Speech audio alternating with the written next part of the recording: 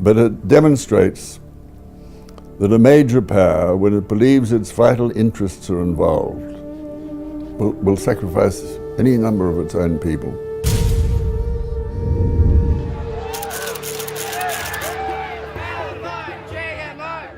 Now, on false flags, so when did you first discover that the Gulf of Tonkin was a fraudulent thing?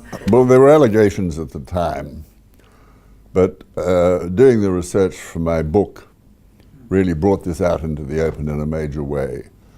And Senator Fulbright, who guided the War Powers Resolution as a result of the Gulf of Tonkin through the Senate for President Johnson, later accused the President of having misled him.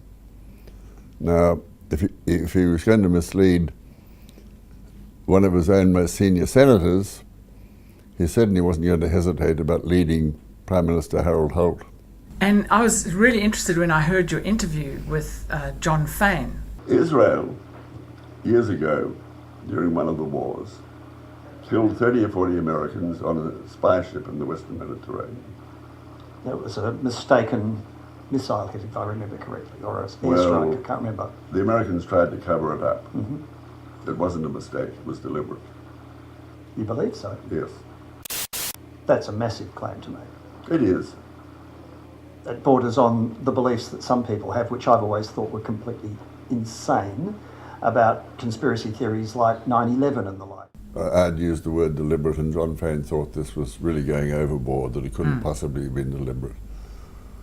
But I have no doubt in my own mind that the United States had decided that if it were proven that quite deliberately Israeli ships and aircraft had attacked USS Liberty, that it would not be possible to sustain the unquestioning support for Israel that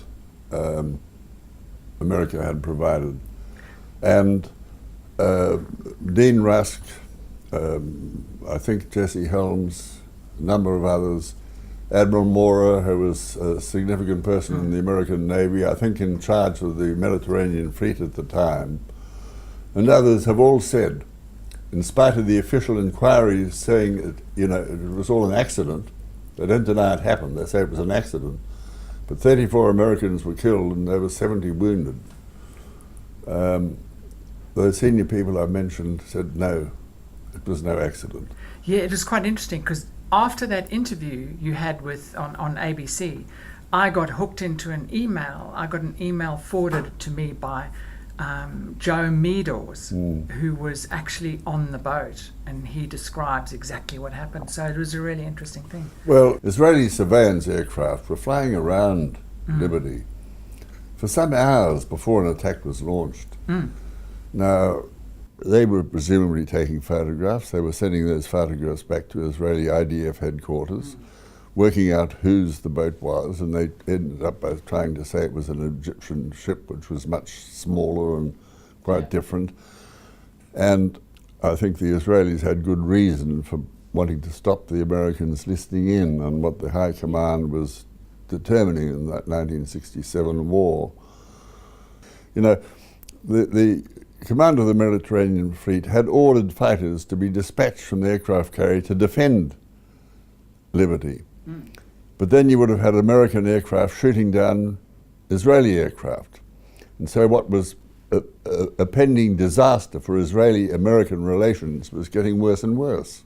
McNamara must have been aware, he would have been alerted to the difficulty that Liberty was in because he'd been under attack and under surveillance for quite some time. And he was presumably in some command headquarters in the Pentagon or in the White House at the time. But as soon as he heard those aircraft had been dispatched, he ordered they be returned, not to defend Liberty. And later it was said they were ordered to be returned because they were the wrong aircraft, they were ones who were nuclear armed. Now, that is just not credible. The whole incident had to be contained, and the only way you could possibly contain it is by having official inquiries saying that it was all accidental.